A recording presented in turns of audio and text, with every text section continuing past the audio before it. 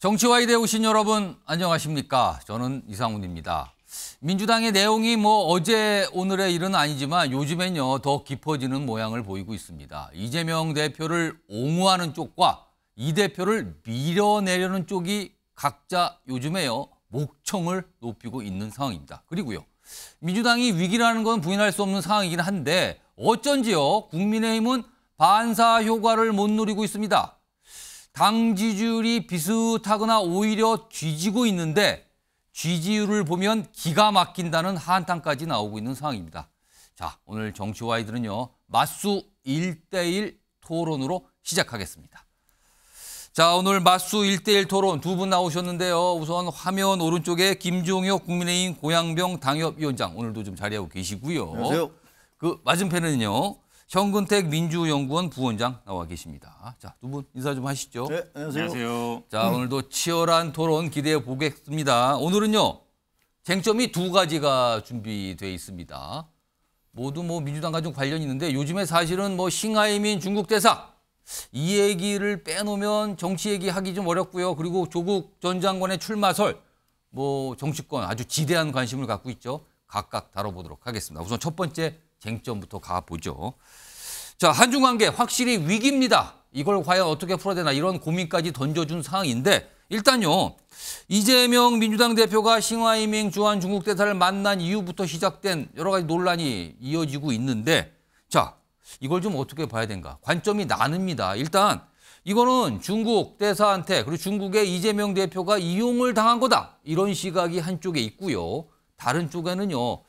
이재명 대표가 윤석열 정부 중국 관계 못 풀고 있는데 그걸 뭔가를 좀 해보려고 대신 역할을 하려다 일어난 일 아니냐.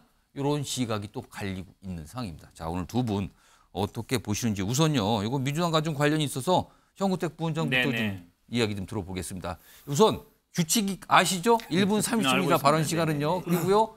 상대방이 말을 얘기를 하고 있는데 이건 내가 도저히 못 참겠다. 그때 말 끊을 수 있는 기회, 스탑 기회 한 번씩 드리겠습니다. 한 번밖에 없어요? 한 번밖에 없어요. 그러니까 아껴 쓰셔야 됩니다. 자, 현근택 부원장 말씀하시죠. 일단은 이번에 어쨌든 보면은 처음에 어떻게 이루어졌냐를 볼 필요가 있습니다. 예. 그러니까 중국 대사관 측에서 먼저 요청을 해서 만찬에 응한 사례가 됐는데요. 이재명 대표 입장에서는 지난번에 아마 국회 한번 방문을 했었고 지금 한 두 가지 정도 문제인데 하나는 한반도 평화 문제가 지금 완전히 그 외교 문제에서 사라졌습니다.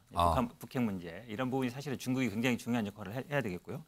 두 번째는 최근에 아시다시피 한중 간의 관계가 굉장히 안 좋습니다. 예. 무역 적자도 굉장히 많이 늘어나고 있고 지금 중국 내에 진출하는 중소기업들이 굉장히 어려움 지난번에 당에서 간담회했을 때도 어려움을 많이 호소했었거든요. 예. 이거 좀 풀어달라 이런 얘기도 있었고 네이버를 차단한다는 얘기도 들리고 이런 얘기 들리면 확실히 중국의 지금 분위기가 한국에 대해서는 안 좋다.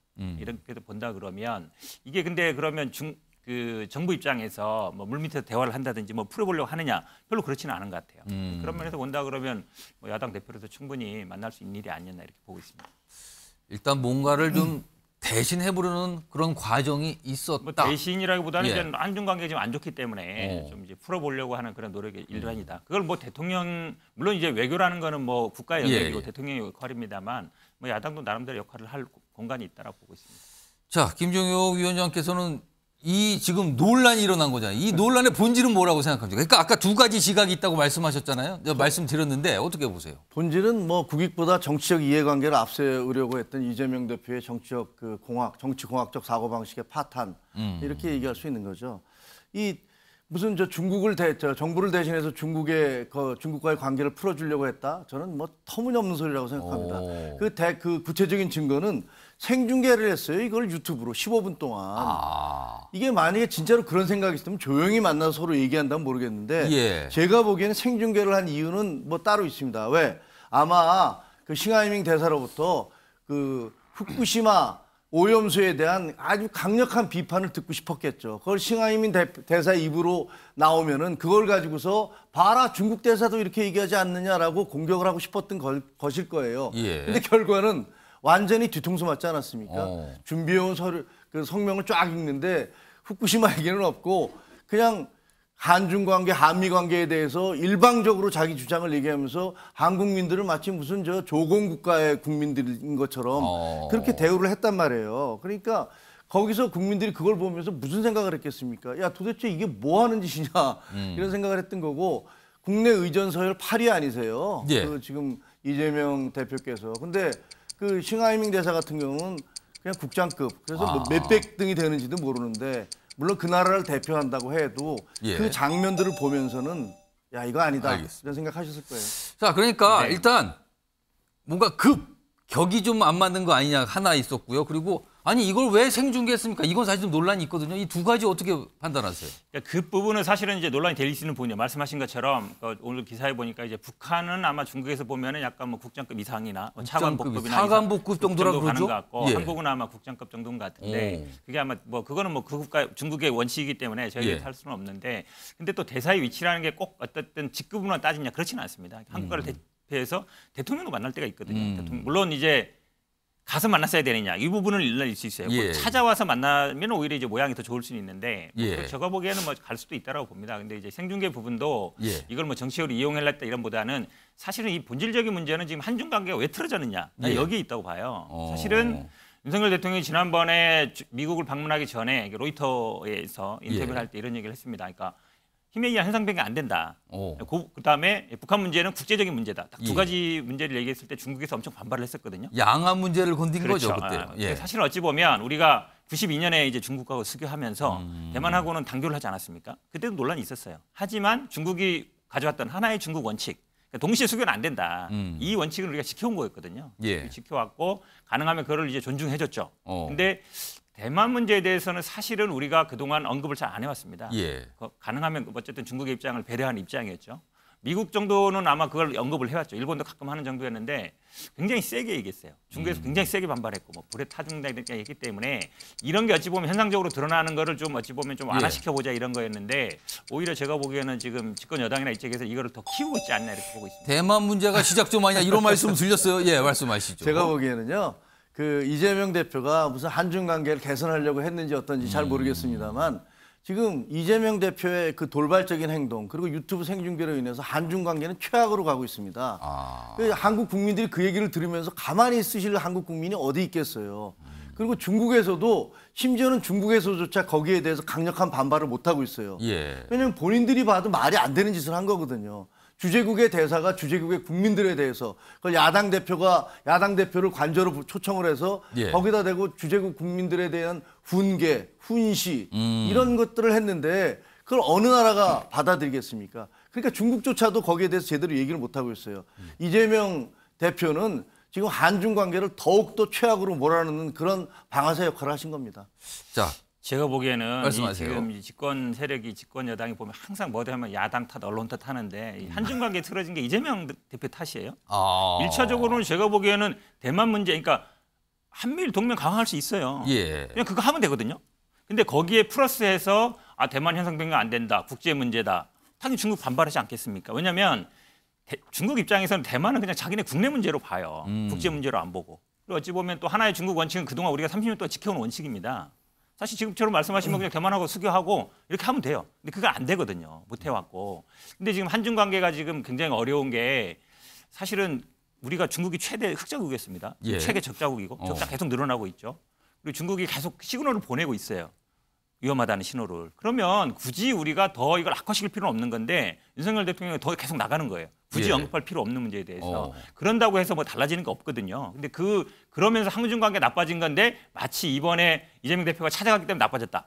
그거는 말이 안 되는 얘기고 저도 지금 중국 대사가 사실은 외교 이렇게 대화를 하면 본인들끼리 외교적인 얘기를 하고 각자 입장이 있으면 이제 발표를 하면 되는 것인데 어찌 보면 사전에 그 조율은 안 된 거거든요. 본인의 입장을 그냥 일방적으로 발표하는 방식으로 했던 건 저도 부적절하다고 봅니다. 하지만 이재명 대표가 중국 대사를 만났기 때문에 한중 관계가 나빠졌고 파탄을 이뤘다. 이거는 제가 보기에 본질을 완전히 벗어난 문제예요.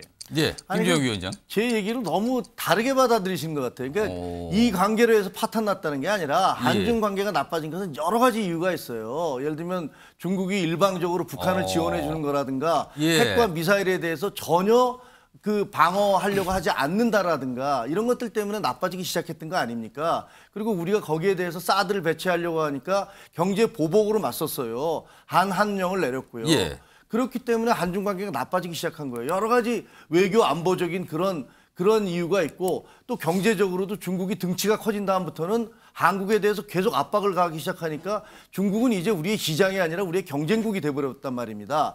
그렇게 해서 안 좋아졌는데 여러 가지 안 좋은 이유가 있는데 이번에 이재명 대표가 가서 싱하이밍 대사로 하여금 그런 식의 한국민을 분개하도록 하는 그런 장면을 그대로 15분 동안 중계를 함으로써 한국민의 대중 감정이 최악으로 빠지도록 만들었다 이런 얘기입니다. 아니, 이것 때문에 무슨 뭐 원래 좋았는데 나빠졌다는 얘기가 아니라. 그러니까 본질적인 문제 제가 계속 얘기한 거예요. 대만 문제 얘기한 거잖아요. 왜 대만 문제에 대해서 굳이 언급을 하고 그거를 기자회견에서 밝히고 또 한미 정상회담에 넣어서 중국의 반발을 사느냐는 거예요. 그러니까 왜 쓸데없이 대만 그렇죠. 얘기를 꺼내는 이걸 말씀하시는 거예요. 겁니까? 사실은 대만 문제가 예를 들어서 우리가 뭐 동맹을 맺어서 뭐 군사를 파견한다든지 아니면 대만에 뭐 어떤 불상사가 났을 때 우리가 개입할 수 있는 여지는 많지 않거든요. 사실은 미국이 한단 말이죠. 우리 역할이 아니고.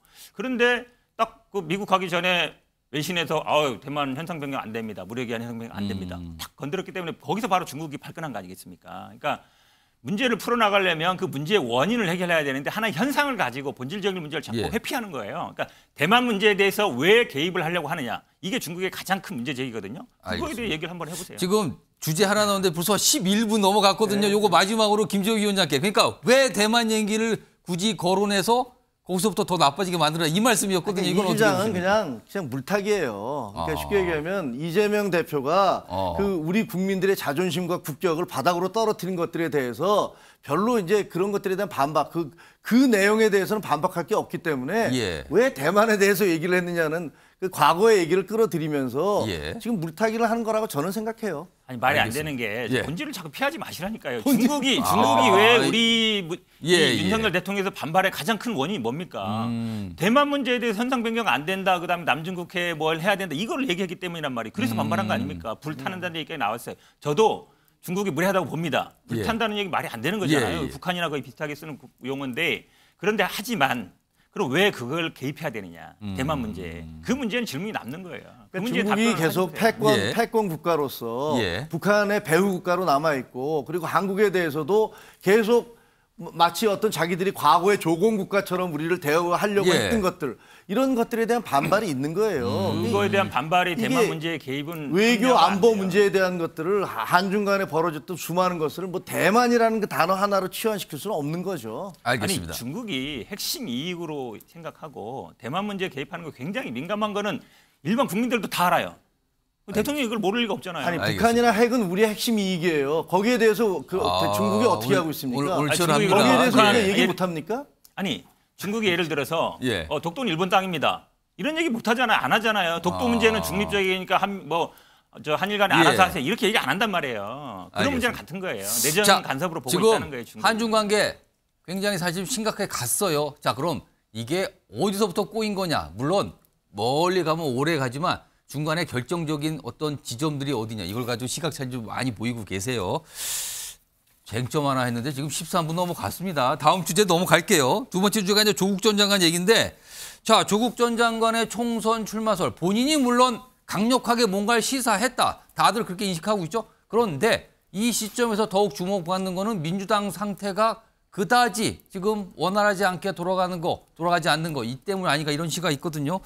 우선 남의 당 사정이긴 하지만 김재욱 위원장께 조국 출마설에 정치권이 유독 관심을 기울이는 거는 최근에 민주당의 약간 위기, 이재명 대표의 리더십 위기 뭐 이런 거하고 겹친 거 아니냐 이런 시각이 있는데 이거 어떻게 보십니까? 그렇죠. 뭐 정상적으로 얘기하면은 저는 사실 조국 전 장관이 출마한다는 것은 어불성설이라고 생각을 합니다. 그 조국 장관은 나침판 없는 뭐 가지 않은 길인가 이걸 길 없는 길이라고 길 없는 길이라고 얘기했는데 그 얘기는 본인이 나오겠다는 얘기를 사실상 그렇습니다. 간접적으로 선언한 거잖아요. 그렇게 해석들 했습니다. 다들. 그렇게 보여요. 근데 그 부인은 지금 현재 4년 6개월의 실형을 받아서 살고 있고 본인도 1심에서 지금 징역 2년형을 실형을 선고받지 않았습니까?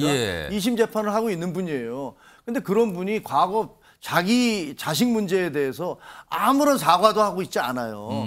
그리고 서울대에서 이제 파면까지 당하지 않았습니까? 그런데 나는 이제 출마하겠다라고 이렇게 사실상의 선언을 하는 것은 민주당의 지도부가 얼마나 취약하길래 그러니까 제가 보기에는 그거는 이재명 지금 대표 체제가 굉장히 위기고 허술하다. 별 볼 일 없다. 나쁜 말로 얘기하면 그런 것들에 대한 어떤 반증이 아닐까 저는 그렇게 생각합니다. 정근태 부위원장이 약간 억울한 표정을 지시면서 곰곰이 들으셨어요. 말씀하세요. 네.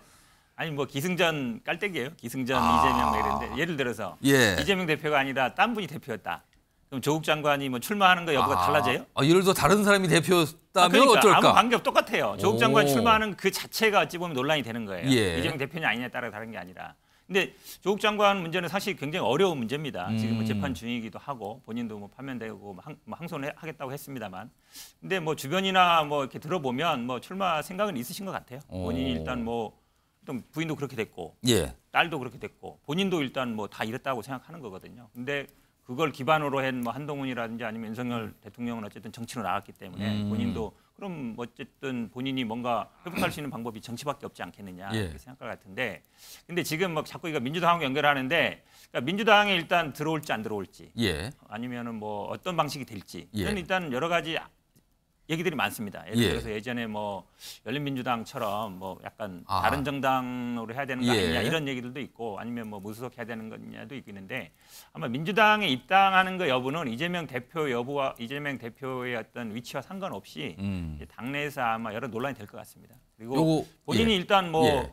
출마한다 그러면 일단 뭐 지역도 정해야 되는 오. 것이고 그다음에 일단 국민들의 여론도 좀 중요한 것 같습니다. 본인이 예를 들어서 나가는 거에 대해서 예. 여론이 안 좋다. 그러면 아마 조금 어렵지 않겠나. 근데 여론이 괜찮다. 그럼 본인도 생각할 수 있는 거죠. 조국 전 장관 관련해서 제가 하신 말씀 있으세요? 네, 왜냐하면 예, 제가 말씀하세요. 왜 이재명 대표의 책임을 얘기를 하느냐 하면 예. 민주당에서요. 보통 정당은 기소되면 당협위원장이나 이런 건 맡을 수가 없어요. 오. 심지어는 당적도 박탈이 돼요. 오. 그런데 민주당은 어떻게 하고 있습니까? 기소가 돼도 당 대표를 비롯해서 당적을 다 유지할 수 있다. 그리고 기소가 돼도 재판을 받아도 출마할 수 있다. 이렇게 바꿔버리지 않았습니까? 그러니까 이런 얘기가 나오는 거예요. 만약에 그게 없었다면 조국 전 장관이 어떻게 나온다는 그런 얘기를 할 수가 있겠습니까? 그러니까 민주당이 지금 혁신을 얘기하면서 사실상은 거꾸로 가고 있기 때문에 저런 것들이 가능해진 거라고 저는 봅니다. 예. 정은택 부원장. 사실은 뭐 민주당이 기소될 사람도 많죠. 돈봉투 사건으로 나왔으니까 많을 예. 텐데 과거에 뭐 이게 뭐 법에 정해진 건 아니지만 그래도 과거에 검찰은 어느 정도 여야 뭐 균형도 맞추고 이랬었거든요. 지금 뭐 국내에도 여러 뭐 돈봉투 얘기나 무슨 뭐 당비 대납 예, 받았다는 예. 당비 대납이 아니라 뭐 공천헌금 받았다는 얘기 많이 나오거든요. 지금 여러 가지 잘안 들려요. 의혹들이 있어요, 그게 지금요. 사실은 예. 왜 그러냐면 지금 현재 윤석열 정부에서의 검찰은 그 정도 기계적 균형도 안 맞춥니다. 아. 그러니까 어쨌든 민주당 입장, 지금 야당 입장에서는 굉장히 많은 분들이 수사받고 조사받고 기소되게 돼 있는 거거든요. 예. 그걸 마치 기계적으로 이분들 다 뭐 잘못했으니까 오. 기소하면 안 돼. 그건 아니에요. 이미 제가 보기에 조국 장관에 대한 평가는 아마 국민들이 할 거라고 봅니다. 이제 그 부분에서 고민할 거예요. 사실관계를 예. 정정을 해야 되는데 예, 말씀하세요. 아니 저희가 무슨 돈봉투 문제가 있는데 수사를 안 한다고 그러는데 박순자는요 김연아는요 하셨잖아요. 다 이재명 대표가. 박순자 씨는 이미 검찰 이미 법원 처리까지 다 받았고요. 예. 김연아 씨도 경찰에서 수사를 해서 기소 의견으로 검찰에 넘겼어요. 예, 예. 아니 무슨 수사를 안 수사가 하고 있다는 겁니까? 지지부진하죠. 이렇게 뭐 그러니까 검찰 경찰 왔다 갔다 하시는데 제가 보기에 제대로 수사 안 돼. 예를 들어서 이번에 김기현 아들 코이 문제 같은 것도요. 만약에 예. 김남국 의원이 있다고 해봐요. 그럼 당장 압수수색하고 당장 뭐 얼마를 갖고 있는지 할 텐데 그냥 우리는 뭐 일주도 없어야 하니까 끝. 수사도 안 하잖아요. 예, 예. 그러니까 모든 거를 그런 식으로. 알겠습니다. 아니 기계적인 균형이라고 맞추시라니까. 요거는 지금 지금 검찰 수사로 갔는데 오늘 주제는 그건 아니었는데 지금 첨예하게 대립하고 있어요. 제가 조국 전 장관 관해서 마지막 질문을 각각 드릴게요. 예. 일단 현근택 부원장께는요. 조국 전 장관이 만약에 뭐 무소속이든 아니면 뭐 민주당이든 아니 또 다른 정당이든 총선에 출마하면 이게 민주당의 득입니까 독입니까? 어려운 질문인데요. 예. 어려운 질문인데 지금은 아마 대체적인 분위기는 득은 아니다라는 여론이 득은 조금 더 아니다. 여론이 있는 것 같습니다. 근데 그거는 아마 조국 장관이 좀 하기 나름인 것 같아요. 왜냐하면 이게 본인의 입장을 밝힐 필요가 있습니다. 지금 이제 이렇게 이슈가 되고 논란이 되는데 물론 이제 재판 중이니까 뭐 어쨌든 좀 쉽지는 않죠. 예. 그런데 만약에 정치를 하겠다고 이미 이사를 밝힌 거거든요. 어느 정도. 그렇게 보이죠. 그렇죠. 예. 그리고 사실은 콘서트 이런 거는 거의 정치인들이 정치할 때 거의 시작하는 그렇습니다. 분위기예요. 그리고 또 전직 대통령 찾아오고 이런 거 보면 예. 하겠다는 의사는 어느 정도 밝힌 거예요. 그러면 예. 이제 본인의 목소리를 낼 필요가 있어요.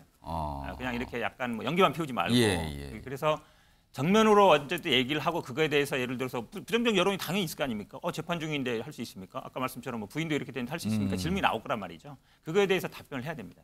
그거를 넘어가야 제가 보기에 이 정치 시작을 할 수 있을 걸로 봐요. 알겠습니다. 김종규 위원장께는요. 조국 전 장관이 만약에 총선에 출마한다면은 국민의힘은 땡큐입니까? 아니면 부담입니까? 조나 땡이죠. 당연히. 조국 장관 출마하면 조나 나오면 땡. 저희는 땡큐. 저는 곱하기 100 정도 하고 싶습니다. 아니 생각을 해보세요. 조국 장관이 나오면 예. 분명히 그 조국 장관의 출마가 정당하냐 아느냐를 놓고서 블랙홀이 될 겁니다. 민주당의 다른 모든 이슈들이 다 거기에 빨려 다 들어가게 그냥 될 거예요. 그쪽으로 매몰돼 버린다. 그리고 예. 아시다시피 조국 장관은 굉장히 강력한 지지자들이 있어요. 아. 검찰에 출두할 때 물티슈를 가지고 차를 닦아줬던 그런 분들처럼 아마 이번에 출마하면 조국 사랑해요 뭐 깃발 들고 많이 나오실 거예요. 예. 국민들이 많이 보실 겁니다. 야 저렇게 그 총장의 직인을 위조를 해서 표창장을 위조해서 예. 의대를 자식을 보내고 다른 사람들한테는 가재, 붕어, 개구리로 살아라고 얘기했던 그런 위선의 어떤 내로남불의 상징인 분이 나와서 출마를 하는데 예. 또 저렇게 강력한 지지자들이 나와서 그분을 지지한다. 예. 그걸 보면서 국민들은 어떻게 생각하실까요? 청년들은 뭐라고 할까요? 저희는 나오시면 좋습니다. 알겠습니다. 오늘 뭐 각각 질문까지 가봤는데요.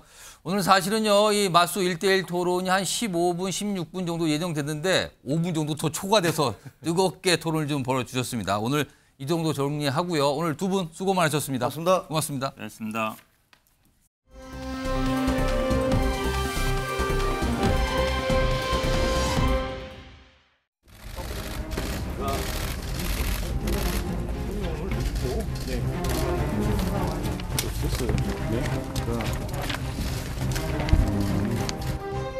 방송통신위원회는 위법 부당한 위원회 운영 즉시 중단하라.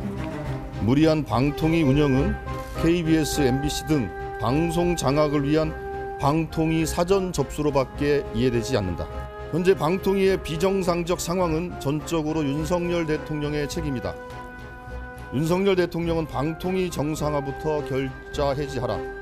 방통위가 방통위 설치법이 정한 대로 합의제 행정기관으로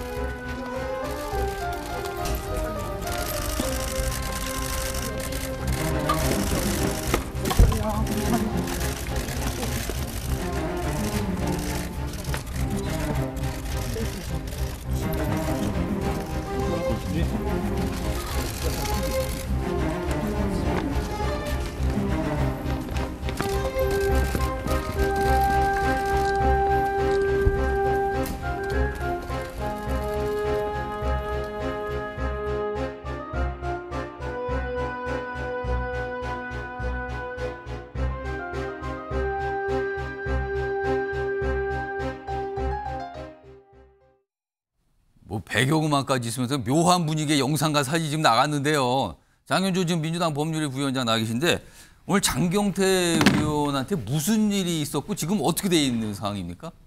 오늘 오전이었는데요. 예. 그 방통위를 방문을 했습니다. 네, 조승래 의원과 장경태 의원이 이제 방문을 해서 성명서를 읽다가 예. 사실 장경태 의원이 그 옆에서 갑자기 이제 힘을 풀리면서 뭔가 넘어지고 쓰러지는 모습을 보였어요. 기절을 한 겁니까? 그렇습니다. 잠시 실신을 했던 것으로 알려졌는데요. 예. 의원실에 따르면 이제 과로가 그동안 겹쳐서 굉장히 좀 피로했고 그것 때문에 이제 빈혈 증세로 실신을 했다라고 일단 이야기가 나왔는데 그 예. 이후에 지금은 많이 호전이 돼서요. 오후에 국회 본회의에도 이제 참석을 하는 모습을 볼 수가 있었습니다. 본회의장에 나타났을 때는 턱 부분에 반창고를 이렇게 붙이고 있는 모습을 좀 봤는데요. 예. 아무래도 저렇게 실신하는 과정에서 저 턱 부분을 좀 바닥에다가 타박을 한 것으로 아하. 보여요.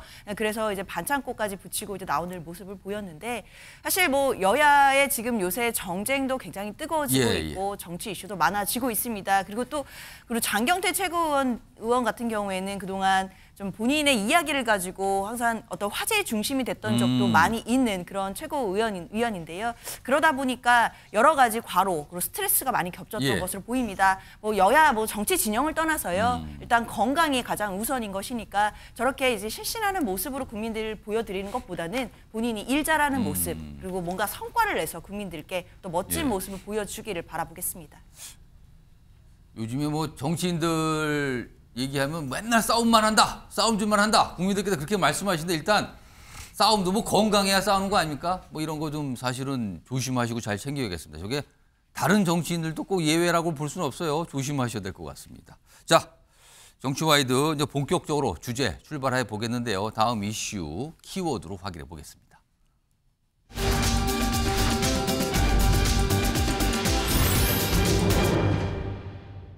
이게 뭘까요? 사수 대 사퇴. 앞에 사자는 한글로 같은데 뒤에 건 전혀 다른 뜻이 되죠? 사수 대 사퇴입니다. 자, 그러면 어떤 배경에서 이런 키워드가 등장한 건지 여러 인물이 등장하는 목소리가 있습니다. 먼저 들어보겠습니다. 뭐 아무래도 대통령께서 외교를 잘하고 혹은 뭐 잘하고 싶으실 텐데 네.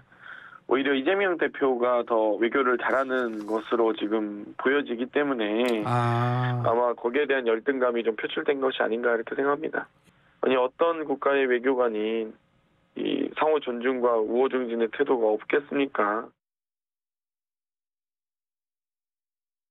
이재명 대표의 사퇴 부분에 대해서는 사실상 이재명 대표 본인이 판단을 해야 될 문제라고 생각을 합니다. 예. 그리고 또 내년 총선의 승리를 위해서 본인이 모든 걸 다 하겠다고 이야기를 먼저 하셨기 때문에 예. 저는 그 부분에 대한 본인의 진퇴 부분에 대해서는 본인이 언젠가는 판단을 할 건데 예. 그러나 그 판단의 시점이 너무 늦지 않았으면 좋겠다라는 생각을 하고 있습니다. 자, 지금 민주당 이재명 대표가 민주당 내에서 정점이죠. 그리고 지도부 최고위원들이 구성하고 있는데 지도부는 지금 최근에 보면요. 이재명 대표에 대해서 여러 가지 옹호, 방어를 하고 있어요. 왜냐하면 이재명 대표가 위기라는 소리를 듣고 있거든요. 반면에 당내 다른 쪽에서는요. 이제 그만 내려오시죠. 사퇴 언제 하실 거예요? 이런 취지의 얘기를 계속하고 있는 상황입니다. 그래서 한쪽에서는 사수를 하자. 한쪽에서는 사퇴를 해라. 이렇게 맞서고 있는 상황이 뭐 하루 이틀은 아니지만 최근 들어서는 더 격렬해지고 있는 것 같습니다. 자, 김재원 국민의힘 최고위원 오랜만에 나와 계신데요. 민주당의 이런 상태가 도대체 언제까지 이어진다고 보십니까? 이게 언제까지 이렇게 가는 겁니까? 할 수 있는 겁니까? 그리고 제가 보기에는 뭐 그대로 둔다면 총선까지 가겠죠. 예. 그런데 민주당도 보통 정당이 아니거든요. 우리나라 민주화를 앞당긴 민주화 운동을 해오신 분들의 예. 본산이고 또 유구한 역사가 있어요. 그런데 예. 그런 민주정당에서 이재명 대표를 두고 이재명 대표의 지휘 아래 총선을 치르겠는가? 저는 그건 굉장히 불가능한 일이라고 봅니다. 그래서 이재명 대표가 끝까지 자리 유지할 수 없는 지경으로 갈 것이고. 그럼 사퇴 쪽을 전망하시는 겁니까? 사퇴해야 되겠죠.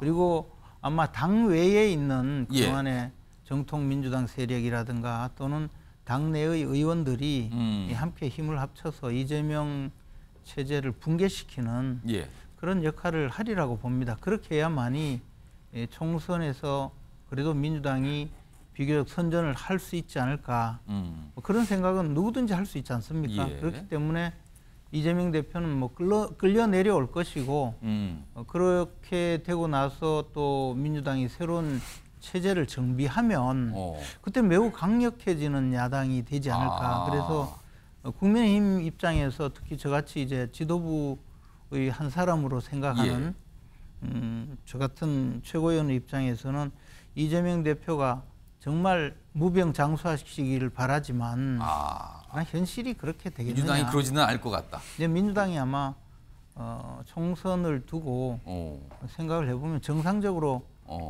생각을 하지 않겠습니까? 그러면 뭐 불언간에 이재명 대표의 사퇴 이야기가 가시화되고 뭐 그렇게 끌려 내려오지 않을까 생각하고 있습니다. 불언관이라고 말씀하셨는데 제가 짧게 구체적으로 질문을 더 드린다면 그런 지금 말씀하신 일이 벌어지는 시점이 어느 때쯤 될 거라고는 보세요? 지금 이제 국회에서 전당대회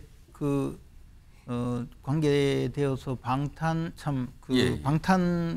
국회를 열어서 두 분을 불체포 특권을 활용해서 체포 동의안을 부결시켰지 않습니까? 그런데 그 과정에서 보면 벌써 돈 받은 분들이 한 20분 된다는 것 아니겠습니까? 그럼 이 수사를 계속하고 그럼 민주당이 괴멸 상태로 갈 수가 있다라고 할 것이고 실제로 그런 과정을 거쳐서 송영길 대표가 당선이 되었고 송영길 대표는 사실 이재명 대표가 대통령 후보가 되도록 4.4.5입으로 만들어주신 분이잖아요. 그럼 이 이재명 대표도 이 문제에 자유로울 수가 없어요. 그래서 저는 그 수사가 본격화되면 이재명 대표의 그 사퇴가 예. 불가피해질 것이라고 보고 또 모르죠. 그 전에 또 다른 지금 예. 검찰에서 수사하고 있는 많은 사건들의 체포동의안이 다시 들어오면 예. 제가 이번에는 아마 민주당도 상당 부분 더 지난번보다 더 찬성표 내지 기권표가 좀 어떤 경우에는 기권표도 찬성표로 바뀌어서 검찰에서 요구하는 그런 구속 전 피의자 신문을 통해서 예. 사법 처리로서 또 끝나지 않을까 저는 뭐 그런 예상을 하고 있습니다. 자, 김종욱 전 청와대 행정관께도 뭐 같은 질문인데요. 뭐 질문을 약간 좀 바꿔보면 지금 당내에서 민주당 내에서 혁신 얘기들을 다들 합니다. 다들 혁신 얘기를 해요. 근데 그 내용을 들어보면 한쪽에서는 이재명 대표 체제가 아닌 뭔가 다른 방식으로 가야 이게 혁신이 이어진다. 이렇게 주장하는 쪽이 일각에 있고요. 그리고 아까 지도부 중심 다른 쪽에서는 이재명 대표 체제로 쭉 가서 총선에 이기는 당을 만드는 게 이게 혁신이다. 또 전혀 다르게 얘기를 하지만 공통점은 혁신입니다. 자, 이 상태로 대립 상태인데 이거 언제까지 이렇게 갈 수 있는 겁니까? 저는 민주당 국회의원들이 의원총회에서 한 얘기를 다시 되돌아보길 바라겠습니다. 전당대회의 민주성과 투명성을 위해서 혁신을 만든다고 얘기했어요. 예. 근데 자기들 마음대로 좀 해석을 하고 있는 상황인 거죠. 비대위가 아니기 때문에요. 비대위는 정권을 가질 수 있습니다. 그리고 예를 들면 당원 당규에 명시되어 있는 거고요. 혁신위는 임의기구입니다. 그럼 임의기구라고 얘기하는 건 의원총회에서 어떤 목적을 가지고 만든 거죠. 좀 그 목적에 부합되게 일을 하는가 안 하는가로 따져봐야 되는데 예. 그 내용들을 가지고 개별 의원들이 다르게 해석하는 측면들이 분명히 있고요. 그다음에 계속 무슨 당내에 심각한 갈등이 있다고 말씀하시는데 예. 지금 국회의원 선거가 10개월 남았습니다. 실제로 한 6개월 남았다고 봐요. 어느 정당이 이런 상황에서 당 내부에 갈등이 없는 정당이 있었나요? 당연히 공천 갈등은 분명히 있는 거고요. 예. 공천 갈등을 자기의 당 상황에 맞게 다양한 방식으로 표출을 합니다. 지금 민주당 같은 경우는 일부 의원들이 소위 검찰에 의해서 만들어진 사법 리스크를 가지고 이재명 당대표에 대해서 공격하는 양상으로 나타나는 측면들이 분명히 있는 거죠. 예. 근데 이 문제는 말씀하신 것처럼 그럼 소위 공직선거법 관련해서 어떤 재판 결과가 나올 것인가의 문제 하나하고 이 문제와 가장 뜨거웠던 게 대장동 문제인 건데 예. 대장동 문제는 두 가지지 않습니까? 검찰에 의한 게 증거가 차고 넘친다. 아직까지 나온 증거 없습니다. 그다음에 428억 배임죄 핵심이 배임을 했으면 428억이라고 하는 대가가 있어야 되는 건데 아직까지 검찰이 기소도 못하고 있는 상황이에요. 전 사법 리스크가 어디로 갈지 모르는 상황이기 때문에 이 부분과 관련해서도 예를 들면 앞으로 계속 검찰이 수사를 할 거니까 예. 뭔가 문제가 있을 거라고 말씀하시는데 그것도 문제가 있다는 생각이 들고 마지막으로는요. 이번 체포동의안 표결 결과를 잘 봐야 됩니다. 왜냐하면 노웅래 의원을 제외하고요. 이재명, 그다음에 윤관석, 그다음에 이성만 3명의 의원 같은 경우는 비슷한 양상이 나타났어요. 이 양상은 뭐냐면 120명 정도의 지금 상황을 검찰에 의한 민주당 예. 탄압으로 보고 있는 이런 의원들이 있는 것이고 20명 정도의 중립층이 있는 것이고요. 예. 20명 정도의 반명층이 있는 거예요. 좀 그렇다면 민주당 상황은 120명 정도의 나름대로 단합된 흐름이 있는 겁니다. 예. 근데 언론에 의해서 몇몇 의원들의 발언들이 과대평가되는 측면들이 분명히 있어요. 좀 그래서 지켜보셔야 되겠습니다만 예. 언론에 나온 것만큼 민주당이 분열되어 있지는 않지만 상당히 문제는 내장돼 있다라고 하는 측면들을 이렇게 이해하시는 게 맞다고 생각합니다. 이런 상황에서 뭐 당 안팎에서요 여러 가지 뭐 이재명 대표 얘기를 하는 분도 있고요. 그리고 조만간 귀국하는 걸로 나와 있죠. 이낙연 전 대표 얘기하는 분들도 있어요. 그 얘기를 하신 분들의 목소리도 확인해 보겠습니다. 지금 이재명 대표 개인 그 리스크 방어하려고 지금 온 당력을 거기 모으고 있는 거잖아요. 예. 그럼 뭐 다른 거 할 게 없죠. 뭐 뭘 어떻게 할 수 있게 저 상태에서 지금. 그렇게 보지는 않는 것 같은데 왜냐하면 예. 이낙연 전 총리 전 대표죠 당에 예. 귀국을 해도 예. 워낙 당내 세력 기반이 없어서요. 힘을 예. 쓸 수가 없는 상태라는 거죠. 예. 친명 중에 친명인 김영진 의원 말 그대로 옮기면 예. 이재명 없이 안 된다. 그러나 이재명만으로도 안 된다. 이 얘기잖아요. 그럼 지금 이재명만이 아닌 다른 누구, 다른 무엇을 찾아야 되는 시간이라고 봐요. 그 이재명 대표가 지도자로 성장해 가기 위해서 이 판단을 반드시 심사숙고하고 해라. 이렇게 이제 한 거잖아요. 자, 김재석 국민의힘 도분과 당협위원장 나와 계신데요. 뭐 경쟁 정당 상황입니다. 뭐 지켜보고 계실 텐데 그래도 지금 여기 두 명의 얘기가 나왔어요. 이재명 대표는 지금 민주당의 지도부에 네. 민주당의 주류가 돼 있습니다 지금. 근데 이재명 대표가 아닌 다른 대안 세력이 지금 민주당에 있기는 있습니까? 실제 대체할 수 있는 그런 세력이?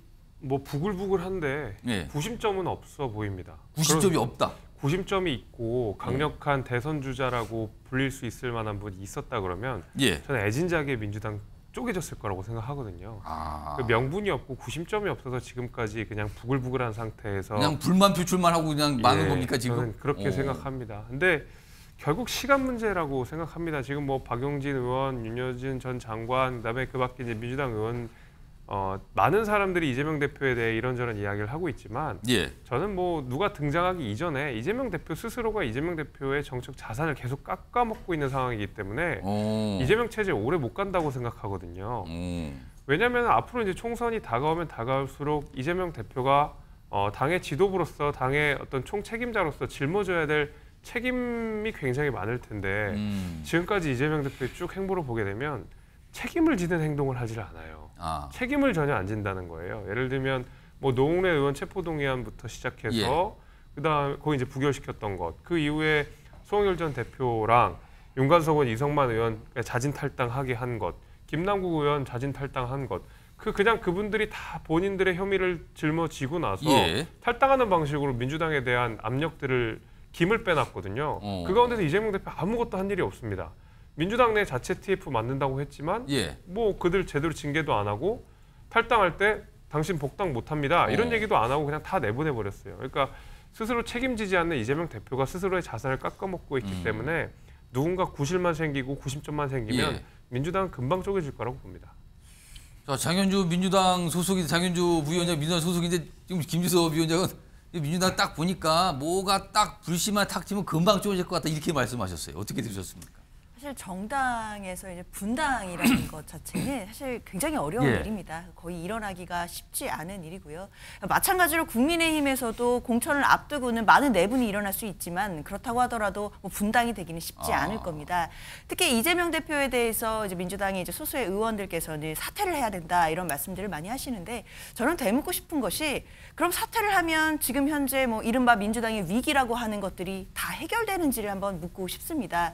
이 위기의 원인이 이재명 대표에게 있는 것인지 아니면 민주당 내부에 뭔가 골마 터진 것들이 이제 정말 혁신을 해야 되는 과제가 있는 것인지 그 두 가지는 좀 분리해서 봐야 될 것 같은데요. 그렇기 때문에 단순히 뭐 기승전 이재명 사퇴론 자체가 국민들께 얼마나 설득력을 얻고 있는지는 저는 좀 의문입니다. 이재명 대표가 앞으로 하는 행보가 정말 중요해 보이는데요. 한 차례 혁신위원장 선임과 관련해서 또 여러 가지 내용을 겪었기 때문에 앞으로 선임할 혁신위원장이 굉장히 중요할 것 같고 그리고 혁신위원을 어떻게 구성해서 혁신위원회가 어떻게 운영되는지에 따라서 일단 1차적으로 또 평가를 받을 것으로 예상이 됩니다. 그리고 뭐 비명계라고 하는 이제 소위 이제 의원들이 계신데 그분들도 이재명 대표를 사퇴하라라고 말씀하실 거면 그거에 맞게 좀 대안을 내주셨으면 좋겠습니다. 또는 뭐 또 다른 뭐 대응책이라든지 뭐 민주당의 현재 위기에 대한 어떤 원인도 분석하시고 뭔가 좀 국민들께 그리고 당원들께 좀 뭔가 설득력 있고 건강한 비판을 좀 해주셨으면 어떨까라는 생각이 듭니다. 자, 일단 민주당 이재명 대표와 관련된 내용은 이 정도로 좀 매듭을 좀 짓고요. 다음 보겠습니다. 다음 화면은 오늘 출연하신 김재원 최고위원이 오늘 말씀을 하셨더라고요. 그래서 많은 분들이 이게 무슨 소리일까 그랬는데 이겁니다. 지금 싱하이민 중국 대사 갑자기 정치권의 정치 이슈의 중심에 서 있죠 지금요. 근데 이겁니다. 김재원 최고위원. 중국은 식기에 묻은 타액 그리고 화장실 갔다면 배설물 등등등 수거해서 신체 정보 수집했을 가능성이 크다.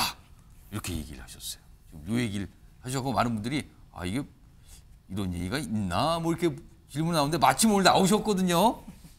이게 어떤 의미로 좀 말씀하신 겁니까? 지금 중국이 뭔가를 갖고 있다 이 뜻입니까? 그럼 지금? 그런 건 아니죠. 저는 다만 제1야당의 대표이고 직전에 대통령 후보까지 지내신 분이 밖에서 만나서 그 회담을 하거나 또는 뭐 식사를 하는 것까지는 괜찮은데 저 관저에 가서 저렇게 무방비 상태에서 식사를 하고 저렇게 또 마치 머리를 좌리듯이 두 손을 모으고 공손하게 그 싱하이밍 대사의 좀 무례하거나 또 우리 국가를 모독하는 수준의 그런 발언을 막 듣고 그것을 자신의 정치적인 위상을 뭐 높인다고 생각을 했는지 생중계까지 하고 이런 일이 결국은 잘못된 것이고 그 과정에서 중국은 워낙에 이제 정보 수집에 거의 좀 집착하는 경향이 있어요. 그래서 틀림없이 아마 생체 정보까지 다 수거했을 거다. 예를 들어 이재명 대표가 그 관저에서 화장실을 이용했다라고 하면 그런 것까지 다 정보로 뭔가 습득이 될 가능성이 있다. 그런 정도는 뭐 충분히 하는 분들이니까 그러면 숟가락을 사용하면 그렇겠죠? 타액이 묻는 것이고요. 제가 왜 이런 말씀을 드리나 하면 제가 중국에 있을 때 우리 중국 그 대사관에 근무하는 직원이 한 500여 명 됩니다. 근데 중국 정부가 이 모든 직원들 뭐 하위급 직원이라고 보여지는 직원들까지도 동향 파악을 하고 동태 파악을 하고 일거수일투족 다 그 감시 감독을 해서 그렇게 해서 우연한 기회에 한번 그 보고서를 봤다는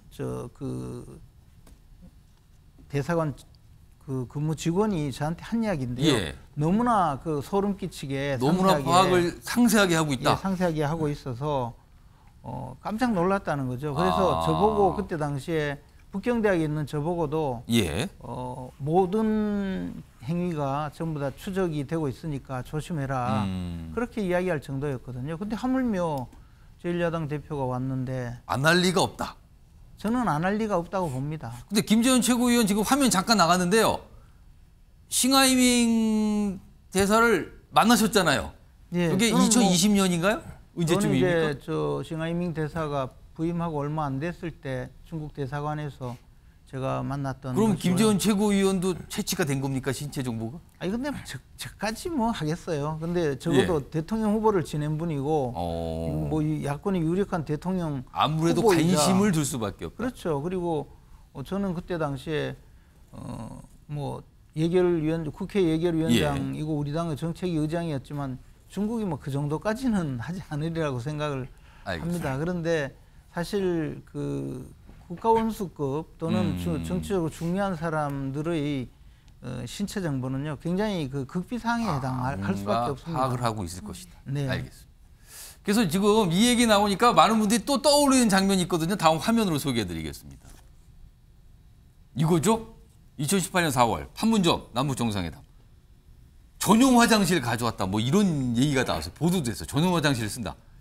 특히 이게 사회주의권 국가, 공산주의권 국가들이 이런 거 되게 민감하다. 지금 북한도 뭐 만만치 않게 민감하다. 그리고요, 2018년 싱가포르 북미 정상회담 수송기에 이동식 화장실 등 물품을 잔뜩 싣고 왔다. 그러니까 이런 거 하나도 안 남기겠다는 거잖아요, 이런 거요. 근데 우리나라 대통령이 외국 가서 그 호텔을 사용하잖아요. 그러면 저희들이 별도 처리를 하는 경우가 있습니다. 다 수거를 해서. 네. 왜냐하면 대통령의 신체에 관련 건강이나 또는 신체 관련 정보는 그것은 정말 그 조심스럽게 다뤄야 되거든요. 그리고 어떤 나라든 그 적성국가 또는 우리나라의 어떤 이해관계가 있는 나라에서는 대통령의 의사결정 과정을 중시하기 때문에 대통령에 관한 모든 것을 수집하려고 할 가능성이 크고 예를 들어 우리가 뭐 미국에 갔다고 하더라도 미국 사람만 있는 게 아니지 않습니까? 수많은 스파이들이 등장하기 때문에 그런 조치는 실질적으로는 모두 하고 있습니다. 김종욱 전 행정관은 김재원 최고위원이 아주 상세하게 지금 막 설명을 하셨어요. 네. 그럴 수 있다고 보십니까? 저는 그 야당 당대표를 이렇게 고려해 주시는 게 감사하다고 생각하고요. 좀 여야가 이런 모습을 좀 보였으면 좋겠다는 생각을 해요. 말씀하신 것처럼 어떤 정보라도 소위 그 전체적인 외교 경쟁을 하는 상황에서 정보가 새어나가는 건 좋지 않은 측면이 분명히 있는 거겠죠. 또 당장 우리 같은 경우는 대통령실 도감청 문제가 제기된 측면들이 분명히 있기 때문에 어떤 형태든지 민감한 정보가 있어야 된다는 생각이 들지만 그렇다 하더라도 정부의 주요 어떤 직책을 맡고 있지 않고 야당 당대표이기 때문에 좀 제가 볼 땐 우려가 좀 과다한 생각이 들기도 한 측면이 분명히 있고요. 더 중요한 문제는 한중 관계와 관련해서 정부 여당이 잘 안 만나고 있잖아요. 야당이 만나면 어떤 얘기를 나눴는지 들어서 국익을 위해서 좀 여야가 협조하는 방식으로 가는 게 더 맞다고 생각합니다. 알겠습니다. 오늘 무슨 뭐 수거해서 신체 정보 뭐 이런 얘기가 나와서 오늘 좀 다뤄봤습니다. 자, 이 정도 정리하고요. 다음은요, 여당과 관련된 이슈가 키워드로 준비되어 있습니다. 보시죠.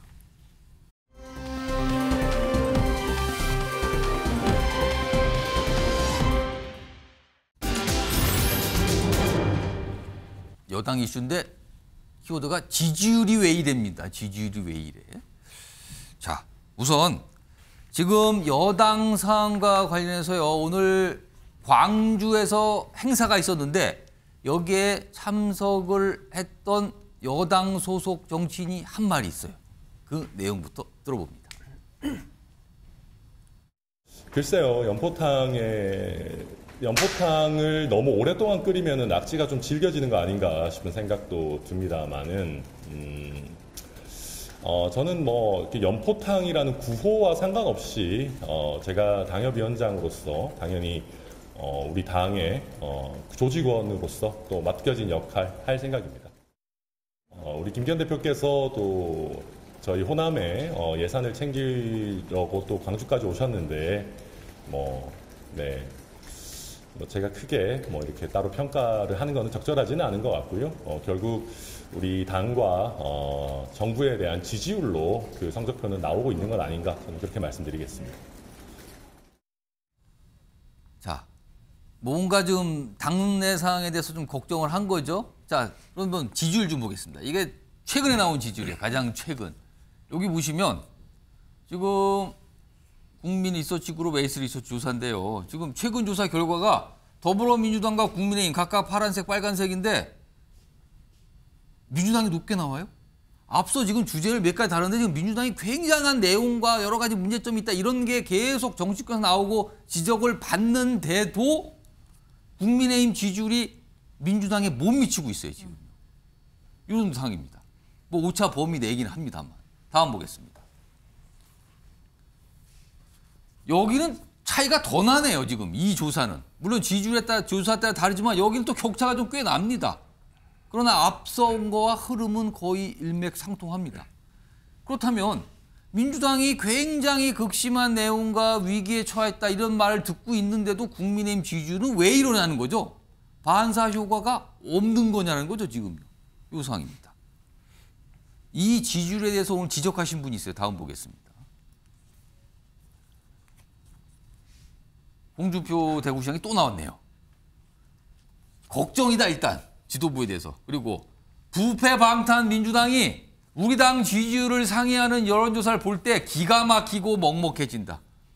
대구에서 지금 막 한탄을 하는 목소리를 이렇게 냈어요 지금요. 자, 그러면은 김재섭 위원장, 국민의힘 지지율은 왜 이러는 겁니까? 반사 효과가 전혀 없는 것 같아요 지금. 저도 뚜렷하게 알았으면 좋겠는데. 아, 모릅니까 왜 그런지를 지금? 그냥 막연하게 느껴지는 것만 있습니다. 예. 이게 이제 천하람 위원장이 연포탕 너무 질겨진다, 오래 끓이면 안 된다 이런 얘기를 했지만 그 연포탕이랑 원래 나왔던 것이 연대 포용 이런 내용이었잖아요. 그러니까 많은 목소리가 다양하게 주고받고 많은 인사들이 각자의 색깔이 잘 어울릴 수 있게 넓은 플랫폼이 되겠다라고 하는 것이 사실 연포탕의 취지였는데 아마 그런 부분들, 연포탕이라는 이름에 걸맞지 않는 다양한 어떤 다양성이라든지 자유로움이라든지 이런 것들이 좀 부족했기 때문에 아마 그 연포탕이라는 프레임이 국민들께 확 안 와닿았던 게 아닌가 일단 첫 번째 그렇게 싶고요. 그 다음에는 사실은 이제 이재명 대표 못마땅하신 국민들 굉장히 많을 거라고 생각하고 그 이재명 대표가 싫어서 중도층으로 이탈한 분들, 그다음에 국민의힘 지지하시는 분들도 굉장히 많겠지만 여당은 그렇다고 야당의 반사이익만 가지고 할 수 있는 정당은 아니지 않습니까? 결국 이제 정책으로 승부를 해야 될 거고 국정 운영으로 승부를 해야 될 텐데 아직까지 이제 나오는 주된 메시지들은 이재명 대표에 대한 규탄 여기에 훨씬 더 많은 집중이 되어 있는 것 같거든요. 그래서 결국 이제 국민들이 여당을 지지하는 것은 손에 잡히는 정책이라든지 내 삶을 나아지게 하는 것 저런 어떤 정쟁이나 말싸움이 아니라 아마 그런 면에 있어서 아직 시간이 좀 걸리는 까닭의 정책이라는 것이 그리고 좀 지지율이 저희가 생각하는 것만큼은 충분히 안 나오는 게 아닌가 저는 그렇게 생각합니다. 장현주 민주당 법률위 부위원장은 경쟁 정당인 국민의힘 지지율이 왜 저런 숫자를 기록하고 있다고 판단하십니까? 사실 그만큼 정치 진영이 또 극한으로 좀 갈등들이 공고히 되고 있다라는 부분도 꼽을 수 있을 것 같습니다. 그만큼 정치 진영이 양분화되다 보니까 서로 이제 자신의 진영에 대해서는 뭔가 좀 안 좋은 일이 터지더라도 그래도 그 지지를 거두지 않는 모습, 오히려 결집하는 모습들도 분명히 있어 보입니다. 그리고 또 한편으로는 더불어민주당이 지금 갖고 있다는 이른바 위기들은 여러 가지 사법 리스크들이거든요. 뭐 당대표에 대한 사법 리스크라든지 뭐 돈봉투 의혹과 관련해서는 이제 계속해서 수사가 진행될 것으로 보이는데요. 사실 이런 수사를 놓고 과연 검찰총장이셨던 분이 대통령이 되고 이 정권이 들어서서 뭐 검찰 정권이 아니냐 이런 이야기까지 나오고 있는 상황인데 과연 검찰의 수사가 왜 야당 쪽에만 너무 집중되느냐에 대해서도 국민들께서 많은 의문을 가지실 것 같습니다. 물론 이제 여권에 대해서도 뭐 검찰 수사가 있는 건들이 몇 건 있지만 야당 의원들을 향한 수사에 비해서는 그 강도는 체감하시기에도 굉장히 낮다라고 볼 수밖에 없을 텐데요. 그럼 국민들 보시기에는 과연 검찰의 수사가 공정하냐에 대해서 의문을 품으실 수밖에 없을 것 같습니다. 그것이 바로 이제 민주당 지지자들이 또 결집하는 요소가 될 것 같고요. 그리고 김재성 위원장님도 아까 살짝 언급해 주셨지만 또 정부 여당 그리고 집권 여당으로서는 결국 전 정권에 대한 탓 말고 본인들이 그래서 어떤 것을 하겠다는지 책임지는 모습을 조금 더 보여줘야 되는데 사실 여러 가지 이슈가 터질 때마다 문재인 정부 탓을 하는 모습들을 사실 국민들께서는 1년 넘게 보아오셨기 때문에요. 그런 부분 때문에 조금 더 지지율이 좀 지지부진한 게 아닌가라는 생각이 듭니다. 김재원 최고위원 나와 계신데요. 이유를 좀 알고 계십니까? 왜 저렇게 민주당이 어려운 처지라는 거라고 다들 얘기를 하고 듣고 있는데 상대 경쟁을 하고 있는 국민의힘은 왜 여론의 지지나 이런 게 이렇게 신통치가 않은 겁니까? 일단 뭐 야당은 사실 여당의 이 실책에 의해서 반사 효과를 누리는 정당이에요.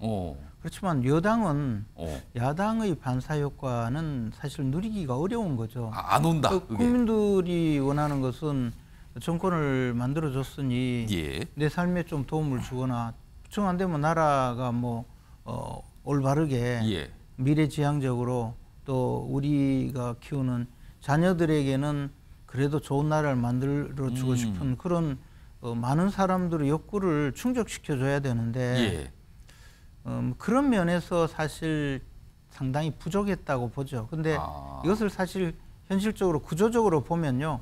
예를 들어 대통령이 윤석열 대통령이 당선됨으로써 중앙 권력을 차지했고 또 지방선거에서 우리 당이 선전해서 이겼습니다. 지방 권력도 이겼거든요. 그런데 현장에서 결정권을 행사하고 있는 많은 그 현장으로 가보면 여전히 좌파 세력들이 오랫동안 그 심어놓은 그런 분들이 여전히 결정권을 행사하고 있어요. 그래서 이른바 진치전이 계속 벌어지고 있거든요.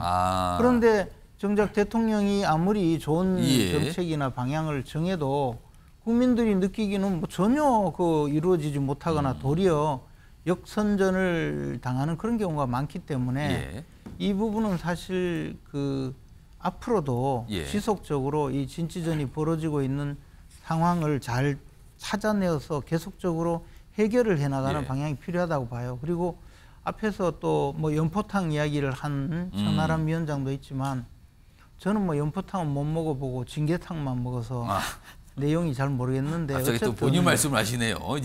어쨌든 당내에서도 대표를 좀 도와주는 그런 언행이 되어야 되는데 사실 우리 당내에는 지지율을 폭락시킬 만한 이야기만 반복적으로 하는 분들이 좀 있죠. 그래서 이제 그런 분들도 당분간은 좀 가만히 계셔주는 것이 더 지지율에 좀 보탬이 되지 않을까 뭐 그런 생각도 합니다. 지금 국민의힘 내부에 약간의 어떤 대립 갈등 이 얘기를 살짝 하셨는데요.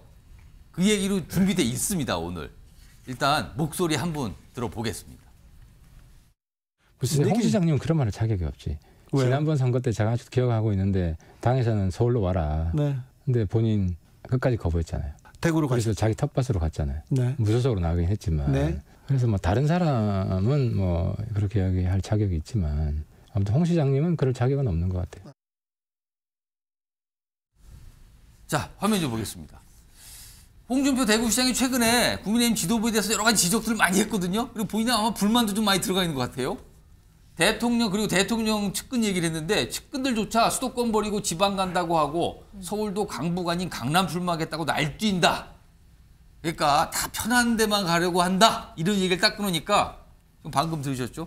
하태경 의원이 홍 시장께서는 그런 말 할 자격이 없으십니다라고 얘기하면서 지난 선거 때 어떻게 하셨어요? 서울 오라 했지만 끝까지 거부하고 텃밭 대구 나갔잖아요. 이렇게 또 받아쳤습니다. 그러자 다음 보겠습니다. 홍 시장이 이렇게 얘기해요. 어이 뭡니까 이거는? 주사파로 출발해 팔색조 정치, 수양버들처럼 옮겨다니면서 나불대는 사람은 퇴출. 그리고요. 요즘은 본인이 시간이 많아 거지 같은 논쟁도 받아둔다. 그래서 내가 싸운다. 김종욱 전 행정관이 이거 뭡니까? 이거 무슨 상황입니까 지금? 남의 당 상황이긴 합니다만 소속 정당하고는 상관이 없으신다면 이거 뭘로 보이십니까 지금? 저 두 분은 처음이 아니어서 문제가 나올 때마다 원래 그렇다. 제가 볼 때는 홍준표 대구시장 같은 경우는 여전히 제가 볼 때는 대선에 대한 꿈을 버리시지 못하는 것 같고 하태경 의원은 영남 맹주 또는 뭐 공천 문제와 관련해서 본인이 대통령에게 좀 밑보인 게 있지 않습니까? 그거에 대해서 이제 예를 들면 나름대로 좀 복구하려고 하는 것 같은데 진단이 잘못되어 있는 거죠. 제가 볼 땐 국민의힘의 지지율이 올라가지 않는 가장 중요한 문제들은 대통령에 있다고 생각합니다. 소위 60% 정도의 완고한 국정 운영에 대해서 부정층들이 존재하는 상황에서 그런 분들이 국민의힘을 지지해야 될 하등의 이유가 없는 상황인 거죠. 여기 조사로 안 나와 있습니다. 갤럽 조사를 보게 되면 거의 한 8개월 정도 무당층이 30% 정도 존재하는 상황입니다. 이런 상황에서 국민의힘의 지지율이 높게 나올 거라고 생각하는 것 자체가 잘못됐다. 근데 그동안 한 번도 국정운영 방향을 바꾸라라고 내부에서 비판한 적이 별로 없잖아요. 그러니까 당 내부에서 국민들이 그렇게 싫어한다면 국정운영의 방향을 바꿔야 된다라고 하는 내부의 투쟁이 분명히 필요한 거죠. 그게 없기 때문에 이런 상황이 벌어졌고 또 두 분도 마찬가지입니다만 그런 논쟁을 하는 게 아니라 다른 논쟁을 하고 계시니까 제가 볼 때는 앞으로도 마찬가지면 저렇게 계속 하십시오. 민주당이 좋아하겠죠. 김재원 최고위원님, 두 분 원래 이렇게 안 좋습니까? 우리 홍 시장께서 좋은 관계가 있는 분이 많이 없죠. 홍 시장과 좋은 관계에 있는 분이 많지 않다. 그리고 그 하태경 의원 말씀하셨듯이 지난 선거 때 사실 당 지도부나 전직 당대표를 지냈던 분들은 수도권 험지에 출마하라는 요구가 강해서 그때 그나마 응해서 따라간 사람은 저밖에 없었어요. 홍준표 전 대표께서도 고향으로 갔다가 뭐 양산으로 갔다가 그렇게 하면서 마지막 대구에 본인이 쓴 글에 보면 우리 당 의원과는 뭐 상대하고 싶지 않아서 우리 당 의원이 없는 곳을 찾아갔다고 주장을 했는데 그때 이인선 현 의원이 공천을 받아서 우리 당 소속 후보가 있는 자리에 본인이 아마 최약체라고 생각하고 그리 가신 것 아닌가. 그래서 지금 저런 식의 논쟁, 저런 식의 국민들 눈살을 찌푸리게 하는 논쟁이 사실 당 지지율을 저는 깎아먹는다고 봐요. 왜냐하면 국민들이 보기에는요, 정당이 뭐 거창하게 많이 뭘 갖고 있는 것으로 보이거든요. 그래서 당내에서 이 좀 싸움이 벌어지면 항상 그것을 굉장히 싫어해요. 당내 싸움 자체를. 저 자체를 싫어한다. 뭘 얼마나 해먹길래 저렇게까지 싸우나. 지지자는 지지자대로 실망을 하고 지지하지 않는 분들은 지지를 더 강구하게 안 하게 하지 않게 만드는 그런 효과가 있거든요. 그래서 저런 이야기 자체를 하지 않는 것이 지지율에 도움이 되지 않을까 생각합니다. 근데 분위기 보니까 멈출 것 같지는 않거든요. 시간이 많아서 상대 준다고 얘기를 했으니 이게 더 갈 수 있다는 걸로 읽히기도 합니다. 자, 여당과 관련된 내용 있고요. 다음은요. 많은 분들이 지켜보고 계시는 사안입니다. 들어가 보겠습니다.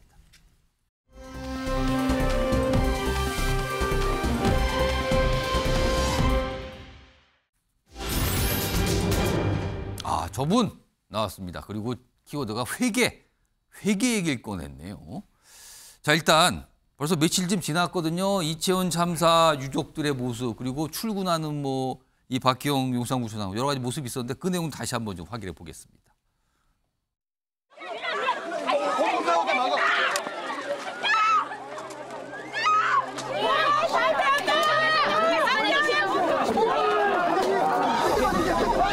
네, 이쪽으로.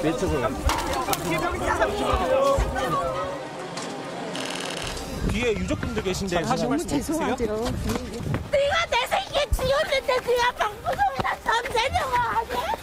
당시 참사에 책임 없다고 생각하십니까?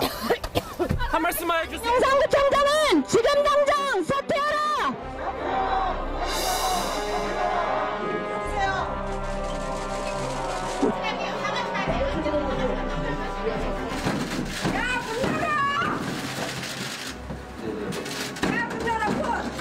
박의원 물러가라! 왜 그러냐고요? 내 새끼가 용산구에서 죽어서 그래요. 죄송해요. 내 새끼가 죽은 게 죄송해요. 지금 보도하고 싶은 거죠. 문 열어주면 얌전하게 들어가서 얌전하게 기다리고 문만 열어주시면 문 안 열어서 우리 진상을 만들려고 언론에다 우리 진상 만들려고 이러는 거죠. 다 계획인 거죠. 용산구청. 내려주시죠.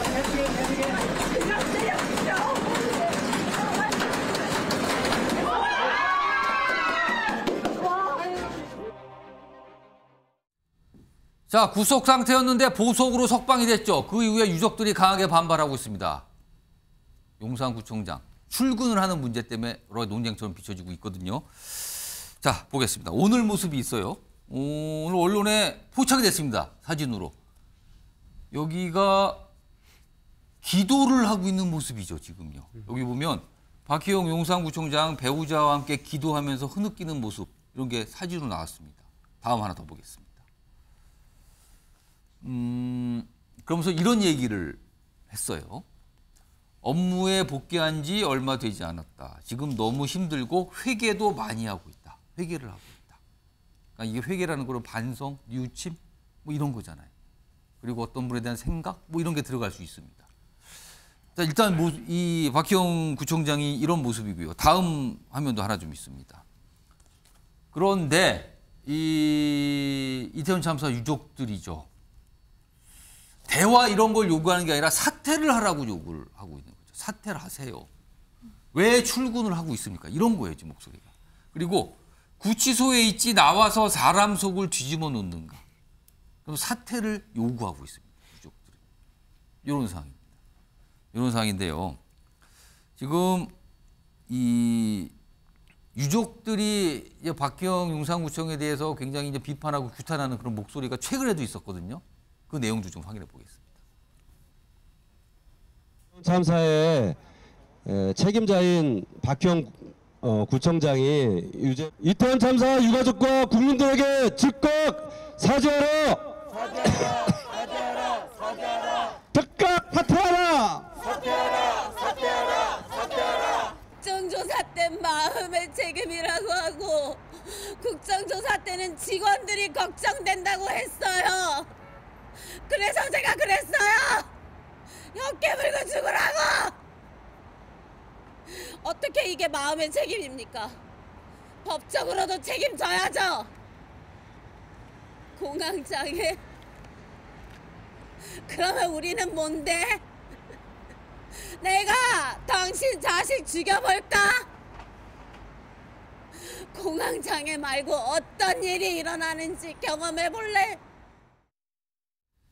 그러니까 유족들이 굉장히 격앙된 상태거든요. 사실 이 보석의 이유라고 하면서 그쪽 박희영 구청장 변호인 쪽에서 얘기한 게 이제 공황장애 뭐 이런 얘기를 꺼내면서 그게 또 여러 가지 또 얘기가 됐었어요. 자, 일단 김재섭 위원장, 뭐 지금까지 모습을 보니까 박희영 구청장은 사퇴 의사는 없는 것 같아요. 본인이 뭐 연가도 쓰고 하면서 이렇게 계속 이어가고 있는데, 근데 일각에서요, 정치권 일각에서 지금 박희영 구청장이 사퇴를 하지 않는 거는 본인이 사퇴하게 되면 지금 뭐 10월쯤에 보궐선거가 열리게 된다고요. 그럼 이거를 여당에서도 원하지 않고 여러 가지 판단해 볼 때 굳이 이렇게 사퇴하게 되면 불리한 게 많다. 이렇게 판단한다는 시각이 있거든요. 이거 어떻게 보십니까? 네, 그렇게 뭐 정치적으로까지 해석될 문제는 아닌 것 같고, 예. 뭐 유가족분들이 만약에 이제 박 구청장이 사퇴를 해서 저 한이 풀린다 그러면 뭐 얼마든지 사퇴를 해도 되겠습니다만은 그런 고려는 아닌 것 같아요. 뭐 정치적으로 여당에 불리하기 때문에 사퇴하고 이런 건 아닌 것 같고, 기본적으로 이제 박희영 구청장이 구속된 상태에서 용산구 내에 행정 공백이 상당히 있었다. 예. 사실은 이제 이태원 참사가 난 이후에 그 진실 규명을 하는 것도 굉장히 중요한 문제지만은 다시는 이런 일이 없도록 적어도 용산구 내에서 그 일이 벌어졌던 용산구 내에서 일이 없도록 하는 사후 관리 내지는 예방을 굉장히 잘했었어야 되는데 이게 행정 공백이 크다 보니까 그런 것들이 잘 이루어졌느냐라는 비판들이 있을 수 있거든요. 그래서 본인이 책임을 짊어지고 여기 마무리를 하고 가라. 아마 이런 것 때문에 지금 사퇴 얘기가 분명하게 안 나오는 걸로 저는 알고 있거든요. 아마 그런 차원이라고 생각하고 실제로 아마 박희영 구청장이 임기를 다 마치기는 어려울 거라고 생각합니다. 왜냐하면 이제 본인 정치적인 영이 사라져 버렸거든요. 지금 계속 이 박희영 구청장이 하는 말 자체에 대해서 구청 내에서도 이제 신뢰를 갖기 어려울 거고 용산 구민들도 마찬가지일 거고요. 이런 것 때문에 아마도 임기를 다 맞추기는 어렵겠지만은 적어도 이 이태원 참사에 대한 최소한의 책임이라고 하면 그 이후에 있는 사후 예방 같은 것들은 적어도 행정적으로도 마무리해놓고 가라라는 것 때문에 아마 사태가 지금 늦어지는 것이 아닐까 저는 그냥 이렇게 생각을 해봅니다. 오늘 아까 기도하는 모습이 나타났었잖아요. 그리고요 오늘 용산구청에서 뭔가 얘기한 게 있어요. 화면에 있습니다. 용산구에서요 원활한 공무 수행을 위해 청장실에 있는 구청 출입 통제 그러면서 기동대 투입을 요청했다는 얘기가 나왔어요. 용산구에서 스스로 밝혔어요. 기동대 투입을 요청했다고. 근데 경찰에서는요 뭐 시설 보호 요청만 들어왔고요. 그리고 기동대 투입 계획 없어요. 그런 거. 이런 보호 계획도 없고요. 그냥 알아서 하세요. 뭐 이런 입장인 거예요. 근데 이 기동대 투입이라는 얘기가 나오자 장윤주 위원장. 그러니까 회계한다라는 용산구청장, 근데 용산구에서는 기동대 투입. 약간 이게 좀 맞는 거냐라는 시각이 하나 있었고요. 그리고 사실은 이태원 참사 당시에 기동대 파견을 요청했는가 이게 굉장한 논란이었잖아요. 근데 지금 기동대 얘기가 나온 거예요. 그래서 더 지금 여러 가지 뒷말들이 있습니다, 지금요. 그렇습니다. 진짜 온 국민의 트라우마로 남았는데요. 이태원 참사 때 그때 기동대 투입을 요청했더라면 혹시라도 그 젊은 생명들을 살릴 수 있지 않았을까라는 혹시라도 그렇죠. 그럼 가슴 아픈 또 생각이 듭니다. 그만큼 참 기가 막힐 노릇인데요. 용산구청장이 지금 보석으로 풀려나서 뭐 교회에 새벽기도 가고 회개하고 뭐 이런 건 전 종교적으로 충분히 존중을 합니다. 다만 저는 그 모습을 보면서 그 전도연 씨가 주연했던 영화 밀양이 생각이 났습니다. 그때 참 그 영화에서 담고 있었던 것이 그 용서의 주체가 과연 피해자인 것이냐 신인 것이냐 여러 가지 물음을 던져주는 영화였었는데요.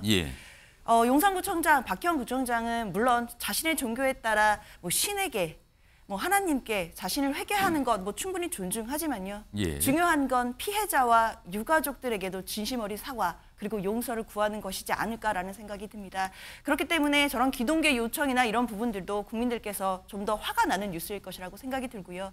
앞서 정치적 고려 얘기도 나왔는데 지금 만약에 사퇴하면 올해 10월에 보궐선거를 해야 됩니다. 뭐 그렇다고 합니다. 그럼 보궐선거 때 당연히 뭐 이태원 참사와 관련된 어떤 그런 이제 여론들이 불게 될 것을 또 고려하는 거 아니냐라는 시각들이 나오는데 저는 그래도 박희영 구청장이 저런 정치적인 고려 때문에 지금 사퇴를 안 하고 있다. 이런 거는 정말 생각하고 싶지도 않습니다. 정치적 고려 절대 있어서는 안 될 것 같고요. 오히려 이 사퇴를 하는 것이 본인의 개인적인 어떤 그 사법 절차에서도 좀 더 진정성 있는 본인의 사죄, 어떤 용서를 구하는 부분, 이런 부분을 인정받을 수 있는 길일 수도 있겠다라는 생각도 들어봅니다. 알겠습니다. 뭐 많은 분들이 좀 지켜보고 계시는 것 같아요.